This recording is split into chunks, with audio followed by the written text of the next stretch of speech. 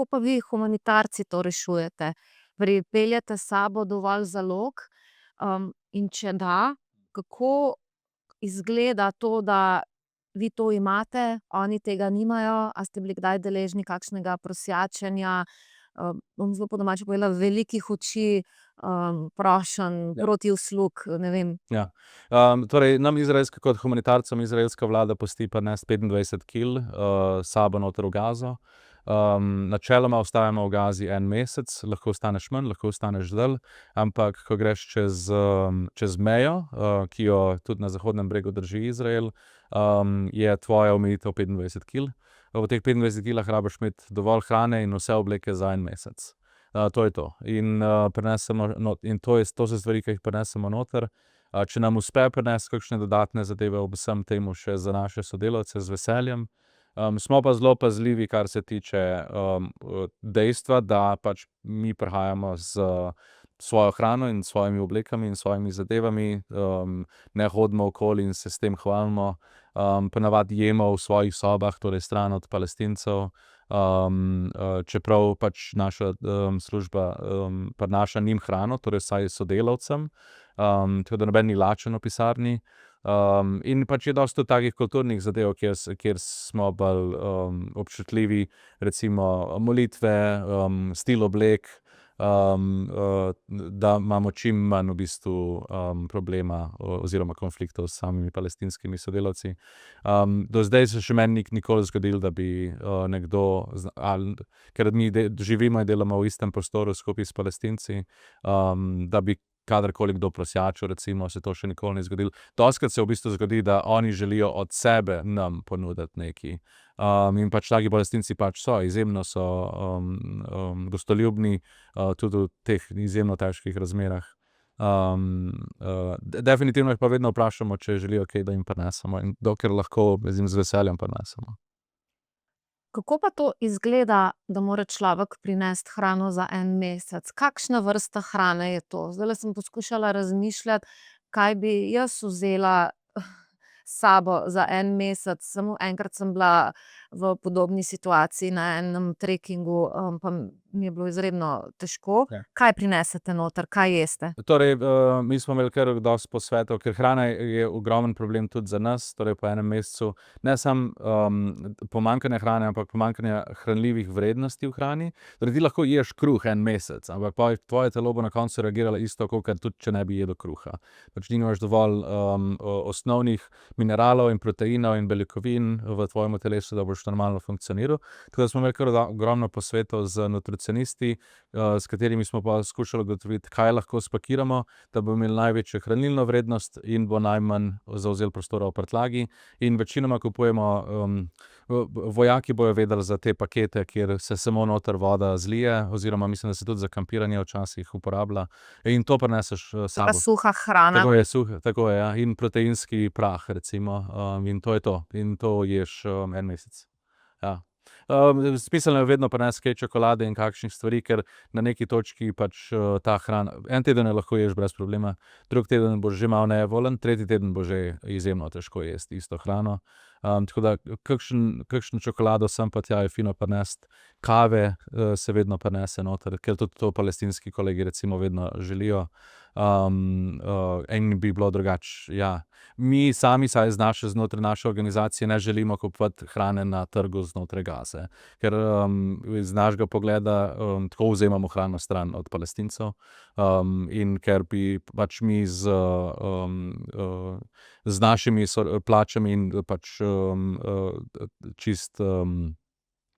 naredili škodo na tem trgu za samih sodelavcev. Tako da se večinoma vse prinese noter in nič ne kupuje na samem, znotraj same Gaze. Je pa odvisno spet od časa. Recimo, če zdaj v naslednjih mesecih preplavimo Gazo s humanitarno pomočjo, in je hrane dosti več in pač ljudje nastradajo več in cene padajo, potem smo mi vedno del lokalne ekonomije. Smo bili v katerikoli državi. Torej vse dobrine in vse stvari, ki jih rabimo za svoje delo, potem kupujemo znotraj same lokalne ekonomije. A jaz prav razumem, da se hrana, ki se jo pripelje v vojno območje preko humanitarne pomoči, potem prodaja?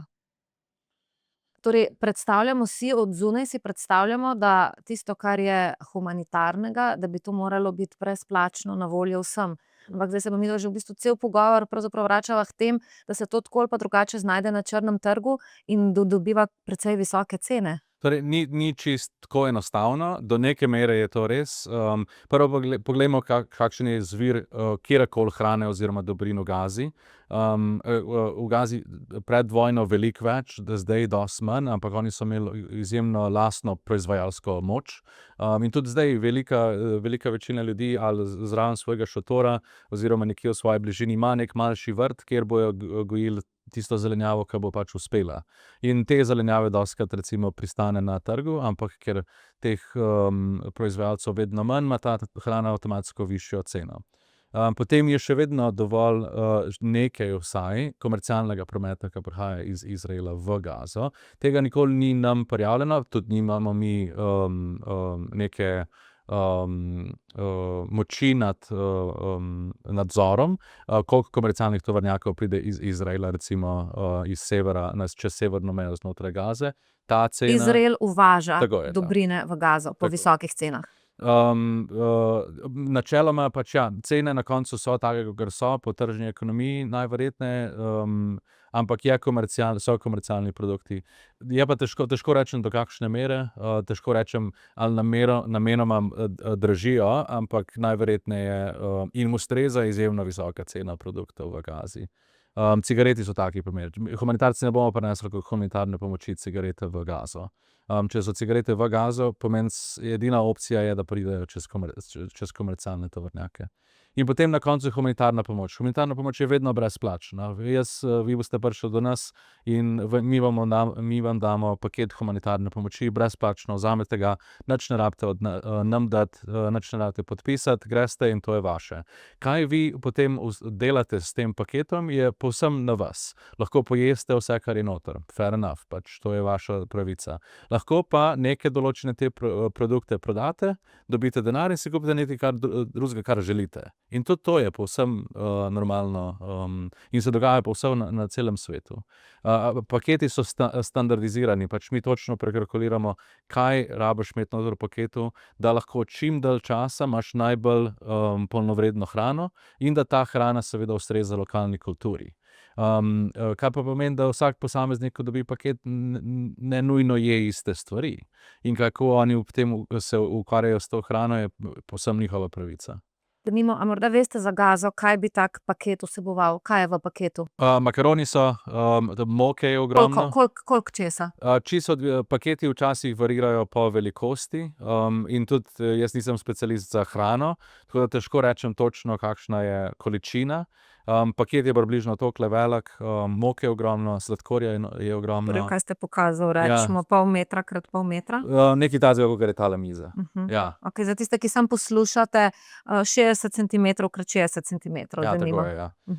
In znotraj bo, ja, tako kot sem rekel, makaroni, moke bojo noter, tuna bo noter, sladkor bo noter, definitivno bo ogromno teh piškotov, ki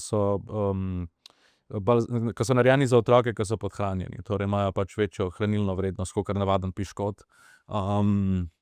Tako da ja, take zadeve bojo ponavadno. Variirajo tudi glede na odziv prejemnikov humanitarne pomoči. Torej mi bomo vedno vprašali, če so s tem zadovoljni, če rabijo kaj drugega, in potem pač nadomestimo stvari noter v paketu. Olje bo tam, osnovni higienska sredstva so dostikrat del takih paketov in tako naprej. Ponavadi sestavimo te pakete na podlagi posveta z prejemniki humanitarne pomoči. Pa vendar, a ne, v zadnjih mesecih je prišlo do hudega pomanjkanja humanitarne pomoči iz razloga, ker izraelska vlada ni pustila, da bi se humanitarna pomoč v Gazo in na Zahodni breg dostavljala. Koliko ste videli podhranjenosti? Koliko ste videli podhranjenosti otrok? Kako točno to izgleda? Jaz sem o tem brala samo v knjigah, denimo na afriški celini je bilo kar nekaj tega. Enkrat sem si tudi zelo živo predstavljala ena knjiga Polovico rumenega sonca, ko je v Nigeriji prišlo do tega stradanja, ko so v bistvu otroci so se do zadnjega igrali, ampak počasi se v nekem trenutku več ne moreš igrati, pa se potem igraš, pa si vedno samo še na tleh, pa se igraš samo še igre, kjer lahko samo še ležiš, do trenutka, ko ti otroci pač nekoč niso več ostali Ja. in so en za enim, za drugim, za tretjim počasi jih pač pokopavali. Ja. In dejansko je taka situacija tudi tam, pač jaz imam to primerjavo z prvo misijo novembra lansko leto in potem s to zadnjo avgusta letos. In vidiš, da so ljudje bili novembra lansko leto veliko bolj aktivni, ne samo normalni ljudje na cestah, ampak tudi naši sodelavci, in potem občutno manj imeli energije avgusta letos. In vidiš, po ulicah hodijo povsem zmedeni, težko držijo recimo eno črto hoje, ne umikajo se prometu, torej pač več kot očitno je, da ljudje nimajo več energije za karkoli ekscesnega, razen tega, da pridejo verjetno iz točke A do točke B, ki očitno je izjemno pomembna. Najverjetneje bojo hodili tja iskat humanitarno pomoč. In otroci so, mi sicer ne delamo direktno z otroki, tako da nismo toliko v temu delu humanitarnega sektorja, ampak so, ja, izjemno so shirani. Otrok je v Gazi pač na splošno samih enormno in šokantno veliko, ki so pač zapuščeni na ulicah. Tako da ja, je zelo očitna razlika v enem letu, sploh zadnjih par mesecev, ke ni bilo nobene več hrane praktično v Gazi.